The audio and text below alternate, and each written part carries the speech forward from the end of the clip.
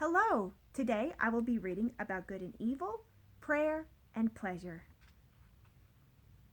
And one of the elders of the city said, "Speak to us of good and evil."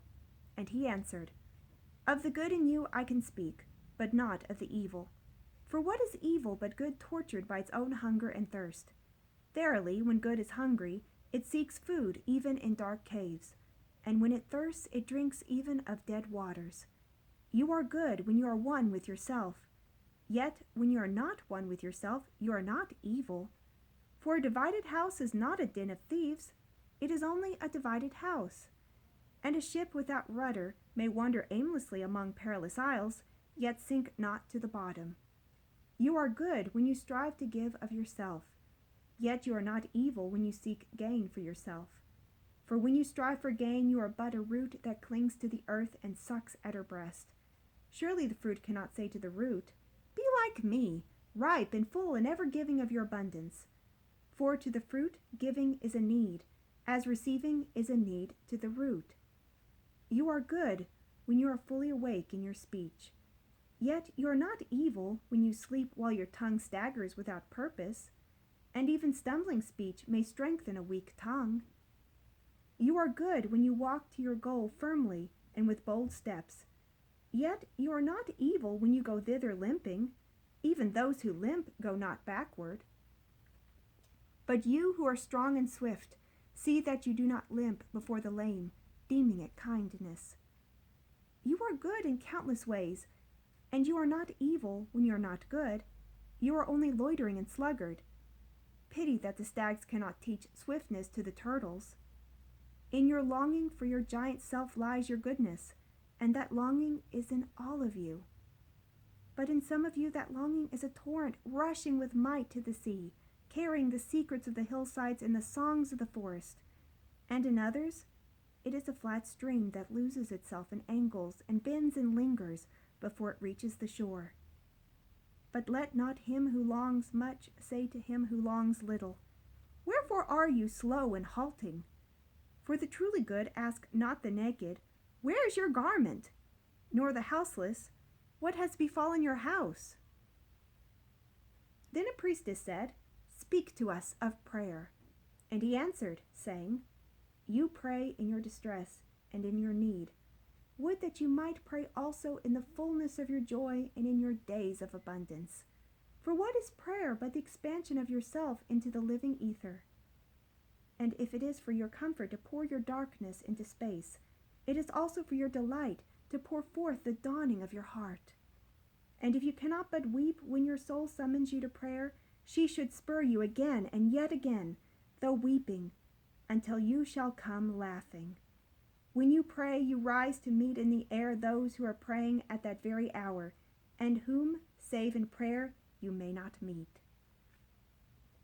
Therefore, let your visit to that temple invisible be for naught but ecstasy and sweet communion. For if you should enter the temple for no other purpose than asking, you shall not receive. And if you should enter into it to humble yourself, you shall not be lifted.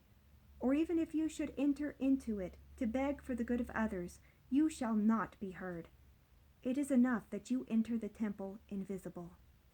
I cannot teach you how to pray in words. God listens not to your words, save when he himself utters them through your lips. And I cannot teach you the prayer of the seas and the forests and the mountains. But you who are born of the mountains and the forests and the seas can find their prayer in your heart. And if you but listen in the stillness of the night, you shall hear them saying in silence, 'Our God, who art our winged self, it is thy will in us that willeth. It is thy desire in us that desireth. It is thy urge in us that would turn our nights, which are thine, into days which are thine also. We cannot ask thee for aught, for thou knowest our needs before they are born in us. Thou art our need, and in giving us more of thyself, thou givest us all.' Then a hermit, who visited the city once a year, came forth and said, 'Speak to us of pleasure.' And he answered, saying, 'Pleasure is a freedom song, but it is not freedom. It is the blossoming of your desires, but it is not their fruit. It is a depth calling unto a height, but it is not the deep nor the high. It is the caged taking wing, but it is not space encompassed. Ay, in very truth, pleasure is a freedom song, and I fain would have you sing it with fullness of heart, yet I would not have you lose your hearts in the singing.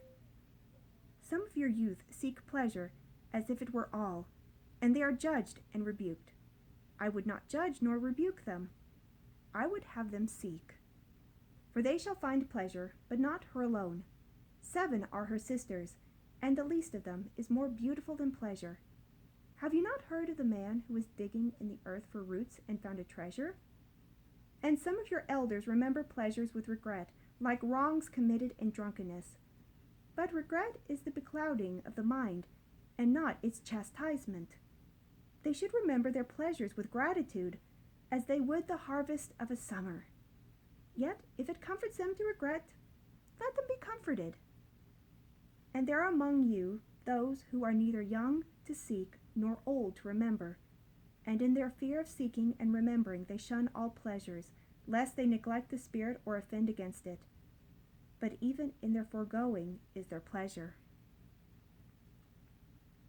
And thus they too find a treasure, though they dig for roots with quivering hands. But tell me, who is he that can offend the Spirit? Shall the nightingale offend the stillness of the night, or the firefly the stars? And shall your flame or your smoke burden the wind? Think you the Spirit is a still pool which you can trouble with a staff? Oftentimes, in denying yourself pleasure, you do but store the desire in the recesses of your being. Who knows but that which seems omitted today waits for tomorrow? Even your body knows its heritage and its rightful need, and will not be deceived. And your body is the harp of your soul, and it is yours to bring forth sweet music from it or confused sounds. And now you ask in your heart, how shall we distinguish that which is good and pleasure from that which is not good? Go to your fields and your gardens, and you shall learn that it is the pleasure of the bee to gather honey of the flower, but it is also the pleasure of the flower to yield its honey to the bee. For to the bee a flower is a fountain of life, and to the flower a bee is a messenger of love. And to both, bee and flower, the giving and the receiving of pleasure is a need and an ecstasy. People of Orphalese, be in your pleasures like the flowers and the bees. Thank you. Have a wonderful day.